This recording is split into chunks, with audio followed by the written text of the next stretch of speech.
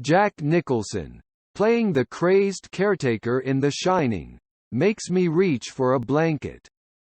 Now a study finds that people we find, well, creepy can actually make us feel colder. The research will be published in the journal Psychological Science. Researchers interviewed 40 college undergraduates. During each interaction, the experimenter was either chummy with the student or very stiff and professional. The investigator also alternated between mimicking students' posture, a signal of rapport, and not doing anything at all. Participants then completed a questionnaire designed to find out how hot or cold they felt. The results showed that the subjects actually felt colder when the investigator acted inappropriately or sent mixed signals. The researchers conjecture that because the brain tries to interpret social cues and purely physical ones simultaneously, people unconsciously associate icy stares and chilly interactions with actual physical coldness. So the next time you have to visit your doctor with the creepy receptionist, bring a sweater.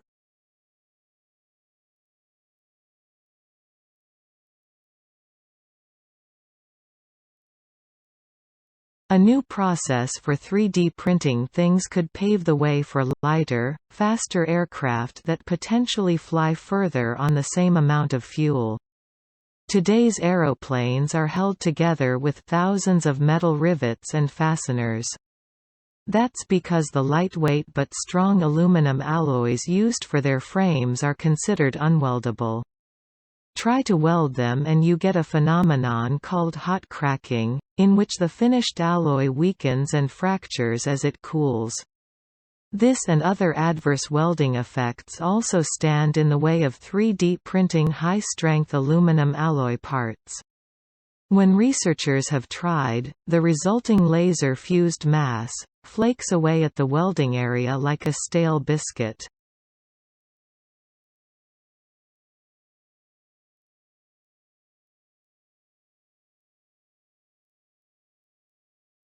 The growth of the modern state brought with it the development of mass political parties and the emergence of professional politicians. A man whose occupation is the struggle for political power may go about it in two ways. First, a person who relies on their political activities to supply their main source of income is said to live off politics, while a person who engages in full-time political activities but who doesn't receive an income from it, is said to live for politics. Now, a political system in which recruitment to positions of power is filled by those who live for politics is necessarily drawn from a property-owning elite who are not usually entrepreneurs. However, this is not to imply that such politicians will necessarily pursue policies which are wholly biased towards the interests of the class they originate from.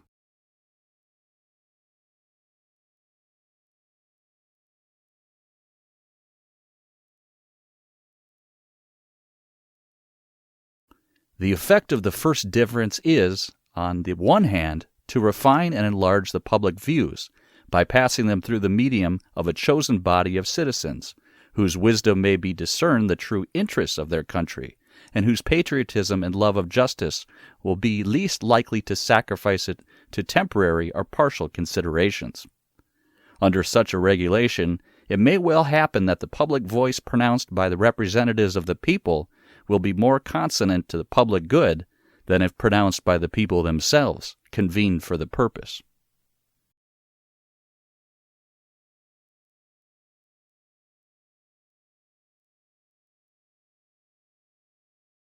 Dave Hackenberg, a beekeeper since 1962, can usually tell what killed his bees just by looking at them. If they're lying on the ground in front of a hive, it's probably pesticides, he says.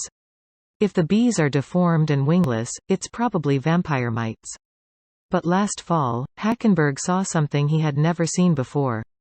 Thousands of his bee colonies simply disappeared. He was in Florida at the time, pulling the lids off some of his commercial hives. To his horror, they were all empty.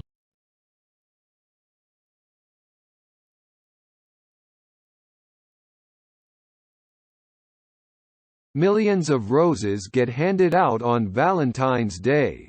But growing roses has an environmental impact worse than many other crops. Start with climate change. Most roses in the US and Europe are imported from warmer climes. All that flying and trucking adds thousands of metric tons of carbon dioxide to the atmosphere. Then there's all the water needed to, well, water the flowers. And the runoff fouled by copious quantities of pesticides needed to make the roses look perfect. There's also the wildlife and workers poisoned by all that fumigation. Add to that habitat destruction where floral plantations displace native forest and wetlands. Finally, there's the refrigeration needed to keep those blooms fresh. The electricity is often produced by burning fossil fuels, and the refrigerant gases also exacerbate climate change. A more sustainable and, possibly, more romantic approach is to go with flowers certified by outfits like Very Flora, or even better, whatever flowers are in season locally. Of course, that's not much help for those of us in wintry climes. Maybe try writing a poem. Let's see. Roses are red, violets are blue.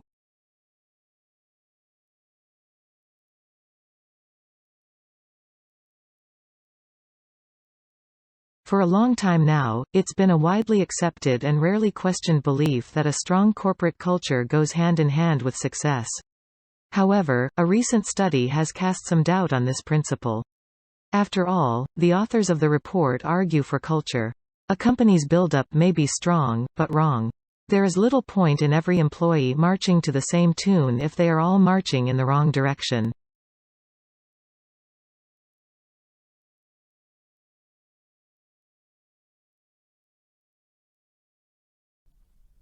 Why do we need more entrepreneurs right now? The entrepreneurs who create and run our businesses, who play by the rules, are in fact critical to our success as a nation. We need them especially today. Business, not government, will end this recession. Government must help by creating fair rules, sound monetary policy, and by protecting our fellow citizens in periods when they are jobless. We have to make way for the new entrepreneurial firms that will push us to frontiers of innovation.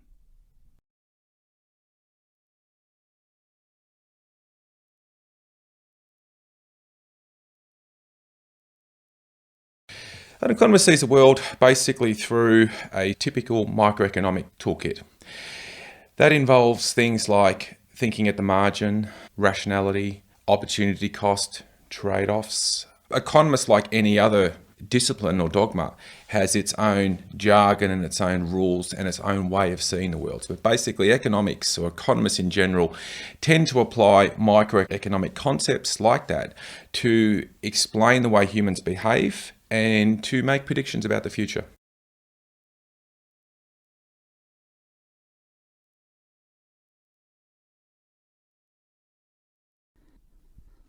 What is nanotechnology? Well, a report that was put together by a combination of the Royal Society and the Royal Academy of Engineering that came out last summer identifies two topics. Nanoscience is the study of a phenomena and the manipulation of materials at atomic, molecular, and macromolecular scales, where properties differ significantly from those at a larger scale. Nanotechnologies are the design, characterization, production, and application of structures, devices, and systems by controlling shape and size at the nanometer scale. So I'll talk a little bit more in a moment about what a nanometer is. But loosely speaking, people think of nanotechnologies as being a sort of 100 nanometers or less.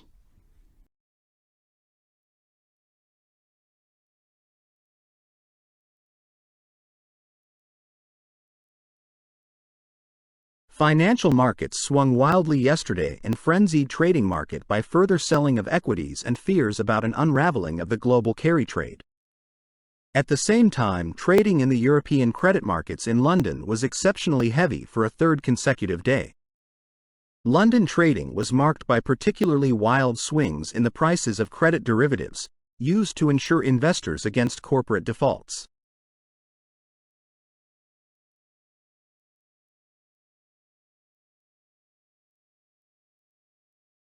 There are some 250 million cars in America, 250 million cars in the country with just over 300 million people.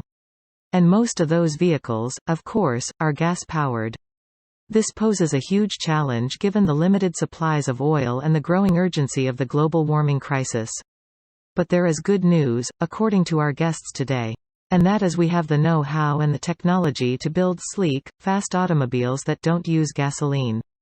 These vehicles of tomorrow are powered by hydrogen, electricity, biofuels, and digital technology. And they already exist. So what's stopping us from putting them on the roads? Our guests today will help answer that.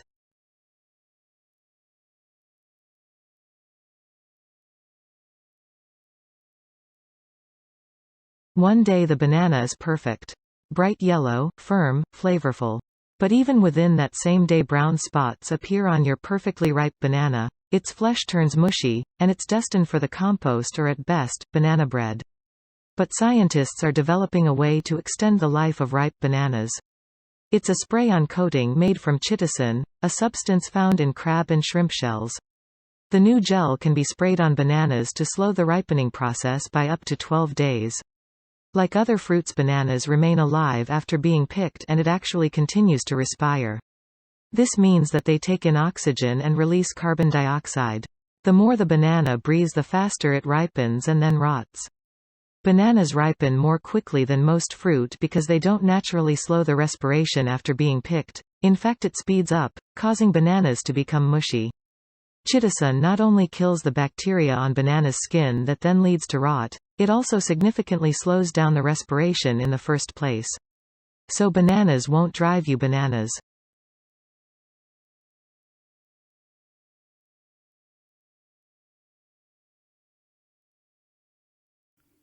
For many years, the favorite horror story about abrupt climate change was that a shift in ocean currents could radically cool Europe's climate.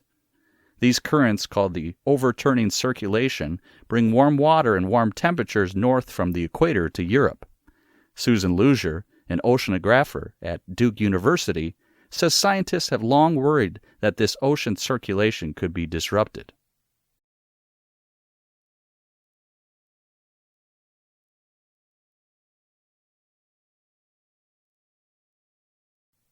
Along the way, we have built unashamedly beautiful buildings, two of which have won and been runner-up in the prestigious United Nations World Habitat Award, the first time an Australian building has received that international honor. We rely on older concepts of Australian architecture that are heavily influenced by the bush. All residents have private verandas which allow them to socialize outdoors and also create some defensible space between their bedrooms and public areas. We use a lot of natural or soft materials and build beautiful landscape gardens.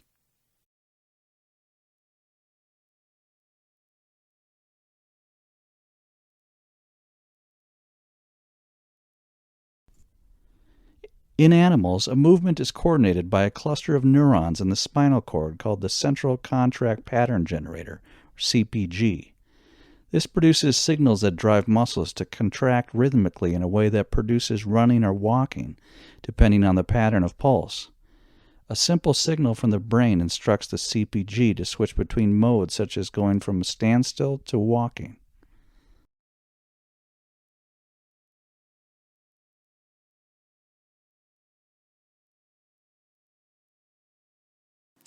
Now that story has been scotched as a part of a contingency planning. But it was a symptom of the dramatic turn of events in South Australia, and it flushed out other remarks from water academics and people like Tim Flannery, indicating that things were really much worse than had been foreshadowed, even earlier this year. So is Adelaide, let alone some whole regions of South Australia, in serious bother? Considering that the vast amount of its drinking water comes from the beleaguered Murray, something many of us outside the state may not have quite realized. Is there a predicament, something we have to face up to as a nation?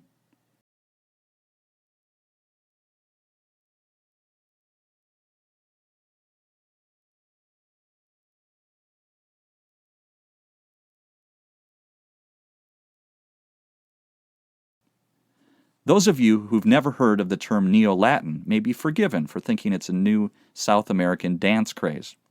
If you're puzzled when I tell you it has something to do with the language of Romans, take heart. Over the years, many classes who have confessed they are not really sure what it is either. Some have assumed that they are so-called Late Latin, written at the end of the Roman Empire. Others have supposed it must have been something to do with the Middle Ages.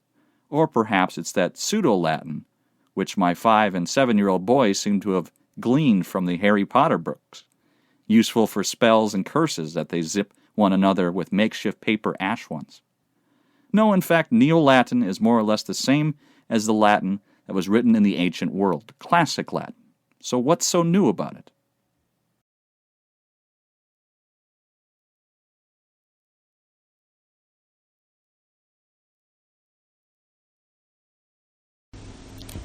That brings us to the CEO's second duty, building everyone, or more accurately, building the senior team. All the executives report to the CEO, so it's the CEO's job to hire, fire, and manage the executive team. From coaching CEOs, I actually think this is the most important skill of all, because when a CEO hires an excellent senior team, that team can keep the company running. When a CEO hires a poor senior team, the CEO is up spending all of their time trying to do with the team and not nearly enough time trying to do with other elements of their job. The senior team can and often does develop the strategy for the company, but ultimately it's always the CEO who has the final go-no-go decision on strategy.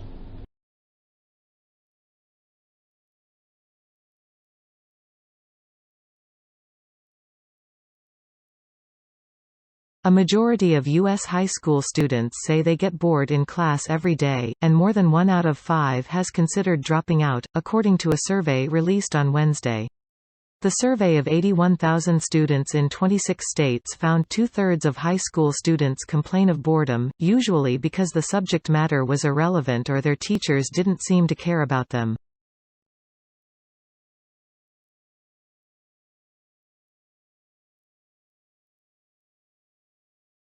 Well, in 2004 we integrated ticketing in southeast Queensland, so we have introduced a paper ticket that allowed you to travel across all the 3 modes in southeast Queensland, so bus, train and ferry, and the second stage of integrated ticketing is the introduction of a smart card, and the smart card will enable people to store value, so to put value on the card, and then to use the card for travelling around the system.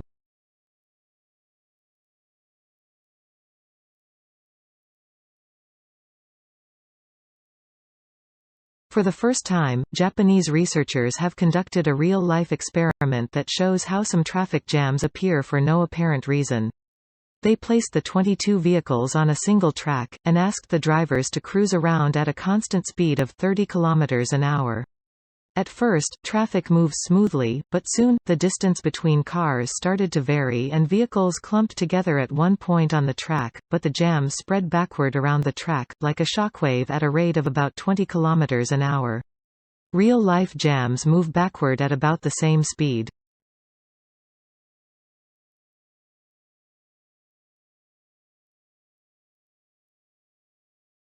Brooke and her colleague Mark Newman studied who swapped messages with whom on a popular online dating platform in the month of January 2014. They categorized users by desirability using PageRank, one of the algorithms behind search technology.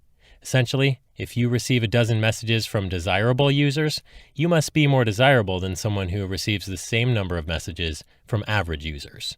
And then they asked, how far out of their league do online daters tend to go when pursuing a partner? I think people are optimistic realists. In other words, they found that both men and women tended to pursue mates just 25% more desirable than themselves. So they're being optimistic, but they're also taking into account their own relative position within this overall desirability hierarchy.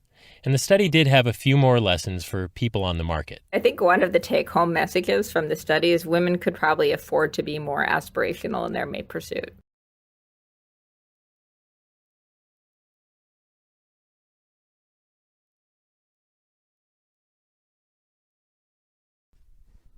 Environmental problems caused by hard rock mining involve water pollution by metals themselves, chemicals used in processing, acid drainage, and sediment. Metals and metal-like elements in the ore are toxic and prone to cause trouble by ending up in nearby streams and water tables as a result of mining operations.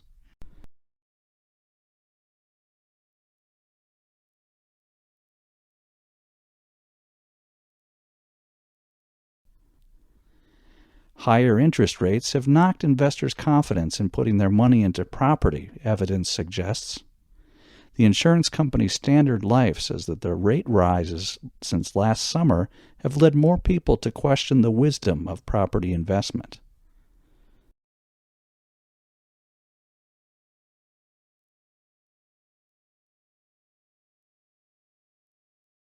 Dams are huge man-made structures that act as barriers on a river. Today, the main reason people build dams is to produce electricity. They are also built to restrict and control the flow of water in a river. Throughout history, dams have been used to prevent flooding and to irrigate farmland. Dams supply about a sixth of the world's electricity, and they significantly reduce the risk of floods and droughts. They also make water easier to access, especially in desert-like areas, where water is in low supply. There are, however, some negative effects of damming rivers. Many people's homes are knocked down to make space for the dam, and flooding can occur in the reservoir, which is the area behind the dam where water collects. This can cause valuable farmland to become submerged under the lakes.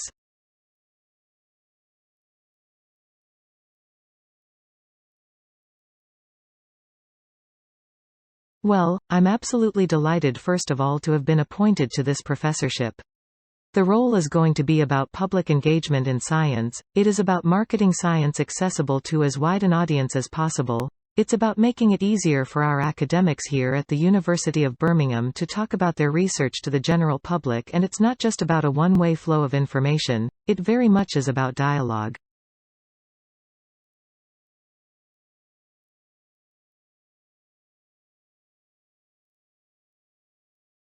Good evening, ladies and gentlemen. My theme for this session is Convergence Technology Change and Business Practice.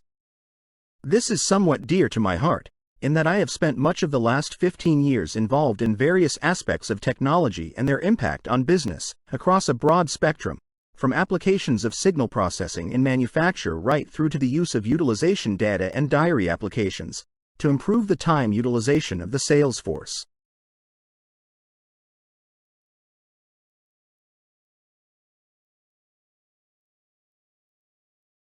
The word hormone is derived from a Greek verb that means to excite. Hormones are found in all multicellular organisms and function to coordinate the parts of the organism. A hormone is a chemical signal. It is produced by one part of the body and is then transported to other parts of the body where it triggers responses in cells and tissues. The concept of chemical messengers and plants first emerged from a series of classic experiments on how plant stands respond to light. Think about this: a houseplant on the windowsill grows toward light. If you rotate the plant, it will soon reorient its growth until its leaves again face the window. The growth of a plant toward light is called phototropism. In a forest or other natural ecosystem where plants may be crowded.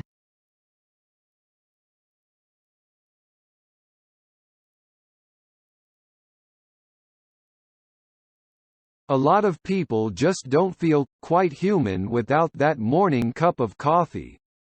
Now a study finds that the enhanced sense of well-being that caffeine can cause is reflected in our perception of words. Specifically, caffeine increases the ability to recognize words associated with positive thoughts, but doesn't provide the same boost for words with negative or even neutral associations. The research is in the journal PLOS One. Scientists assigned 66 subjects to one of two groups. Half got a 200 mg caffeine tablet, a dose equal to almost 3 cups of coffee. The other half received a sugar tablet. 30 minutes later, the volunteers were shown strings of letters, and had to decide as fast as they could if a string formed a word or was just gibberish. The volunteers recognized words with positive associations much faster than either negative or neutral words. Other studies have shown that positive words tend to be recognized more quickly, but the caffeine increases the gap. So next time you wake up with a grumpy sweetheart, your compliments might be appreciated more if they have a cup of coffee first.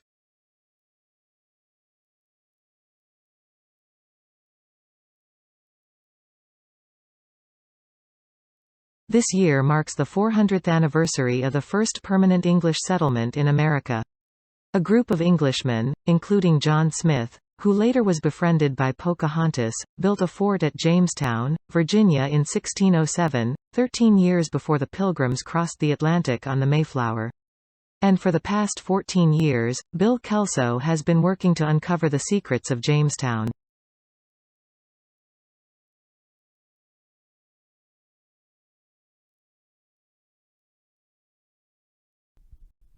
The Earth is warming.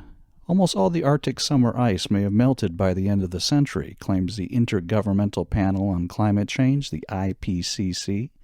The upside: access to an estimated quarter of the world's oil and gas resources, and the opening of the fabled Northwest Passage. The downside: the Arctic wilderness is lost as neighboring countries, Denmark and Greenland, Russia, Canada, Norway, and the United States all race to share in this bounty.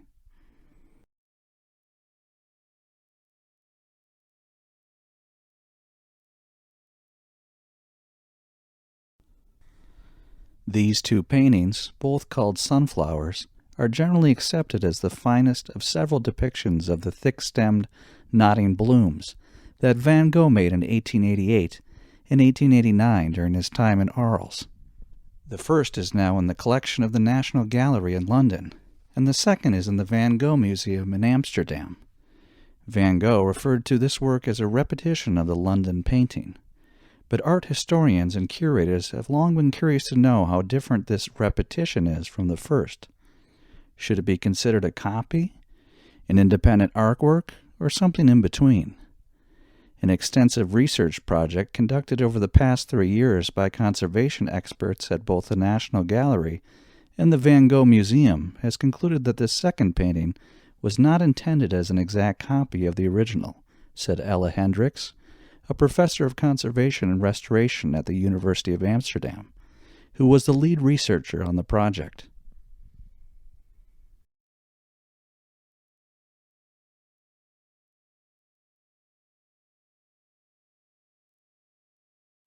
The ocean has been getting bluer, according to a study published in the journal Nature. But that's not really good news for the planet. It means that the plants that give the ocean its green tint aren't doing well. Scientists say that because the ocean has been getting warmer.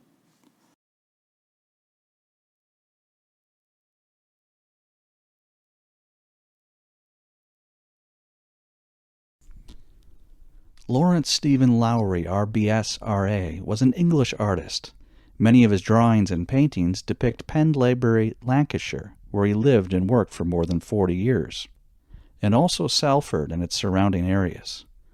Lowry is famous for painting scenes of life in the industrial districts of northwest England in the mid-20th century. He developed a distinctive style of painting and is best known for his city landscapes, peopled with human figures often referred to as Matchstick Man. He painted mysterious, unpopulated landscapes, brooding portraits, and the unpublished marionette works, which were only found after his death.